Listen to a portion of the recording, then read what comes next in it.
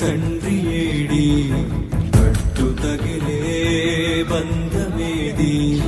మమతలేవి మాయలేవి